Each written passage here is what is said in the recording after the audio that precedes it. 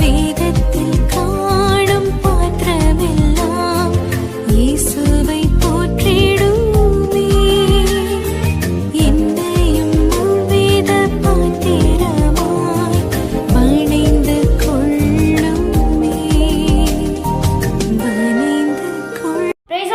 சத்தியத்தையும் அறிவீர்கள், சத்தியமங்களை விடுதலாக்கும். இன்னைக்கு என்ன சத்திய வார்த்தை நமக்கு விடுதலை கொடுக்க போதுன்னு இருப்போமா? வெளிப்படுத்தல் விசேஷம் 3:8. உன் கிரியைகளை அறிந்திருக்கிறேன், உனக்கு கொஞ்சம் பலன் இருந்தும் நீ என் நாமத்தை மறுதணியாமல் என் வசனத்தை கை கொண்டபடியால் இதோ திறந்த வாசனை உனக்கு முன்பாக வைத்திருக்கேன், அதை ஒருவனும் பூட்ட மாட்டான். ஆமாம் ஃப்ரெண்ட்ஸ், நம்மளுடைய செய்கைகளை கர்த்தர் அறிந்திருக்காங்க. நமக்கு இருந்த கொஞ்சம் பலத்தினையும் கர்த்தருக்காக செய்கிற ஒரு காரியங்களையும் கர்த்தர் பார்த்துட்டு இருக்காங்க. முக்கியமாக நம்ம வசனத்தின்படி நடக்கிறதையும் கர்த்தர் பார்க்குறாங்க. நம்ம அப்படி நடந்தோம்னா சத்ரு எந்த தடையை கொண்டு வந்தாலும் அந்த தடையை உடைத்து கர்த்தர் நமக்கு ஒரு திறந்த வாசலை கொடுப்பாங்க. God bless you all.